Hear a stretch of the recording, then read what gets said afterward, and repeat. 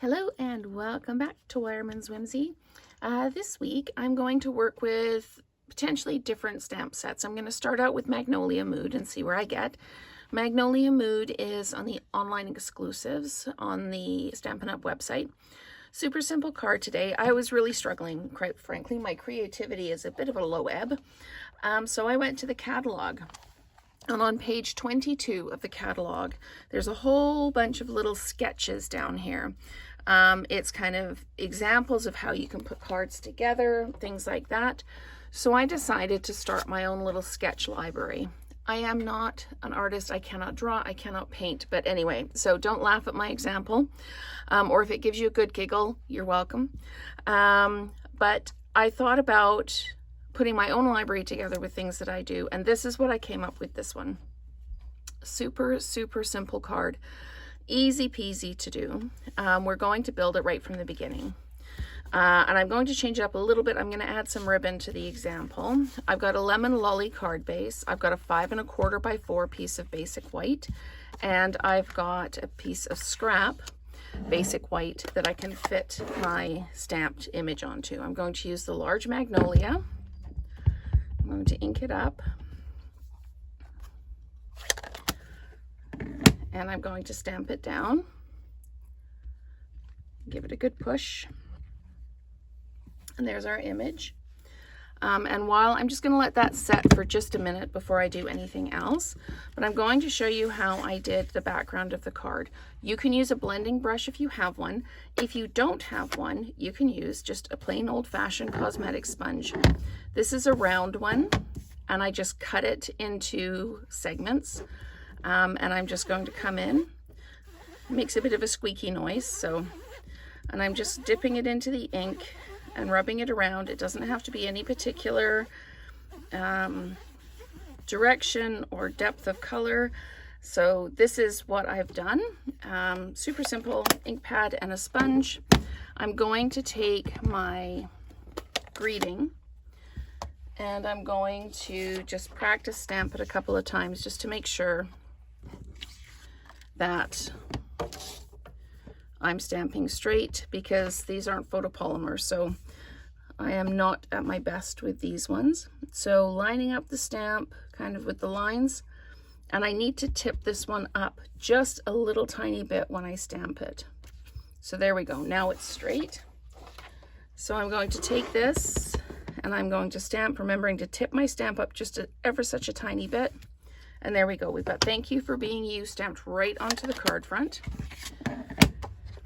And we can actually flat mount this onto the card.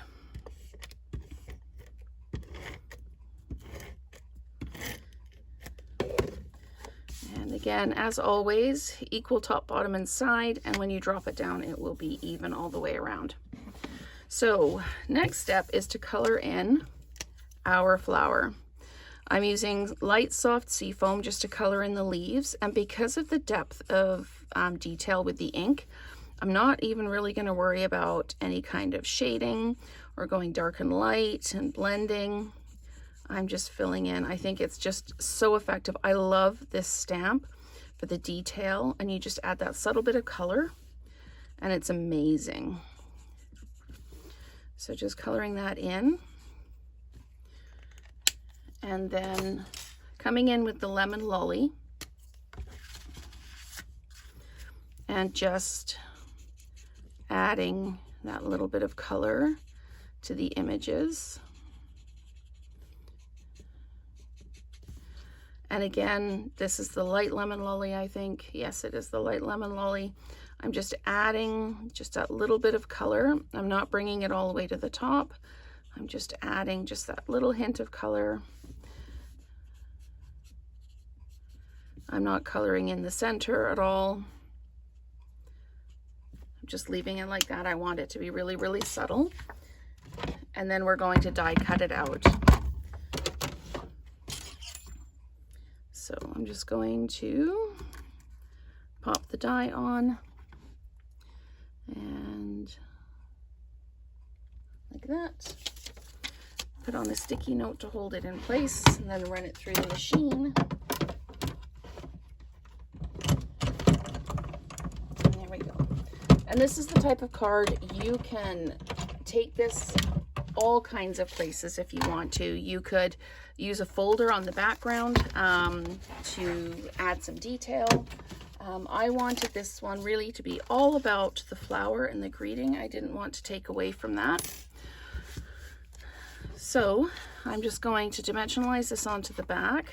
You know what I did? I went ahead and I put this down before I put the ribbon on, because I'm speaking more than I'm thinking. So I'm just going to lift this up at the edge. Again, useful tool with the bone folder, which is why mine always has gunk on it, is because it's always sticky from loosening things up. Okay, so I'm going to put my ribbon on. I'm going to tuck it underneath the edge there, and then underneath the edge here, and then I'm just going to pop that back down. See, forgetting the ribbon isn't a big issue. Again, okay, we're going to go with dimensionals on the flower. I'll pull that back up into frame so you can see what I'm doing. And we're going to pop this down, and I can see here now that I'm missing, that piece didn't pop out. So we'll make sure it comes out. Here we go. And then we are popping this down like this. And now I need to decide where my bow is going to go. And I think my bow is actually going to go right there. So I'm actually going to get out my adhesive dots. I'm going to put an adhesive dot on the back of the bow and then just peel it off. And it is going to go right down like that. So we've got the bow on there.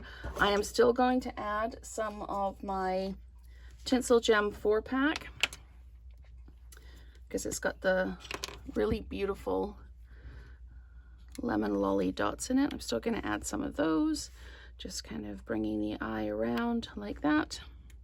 And then I'm going to pop one on the other side of the ribbon like that. And that is a slightly stepped up card. I really don't know which one I prefer, whether I prefer the very simple plain one or the one with the ribbon. So you let me know in the comments which one's your favorite, and let's create together again soon.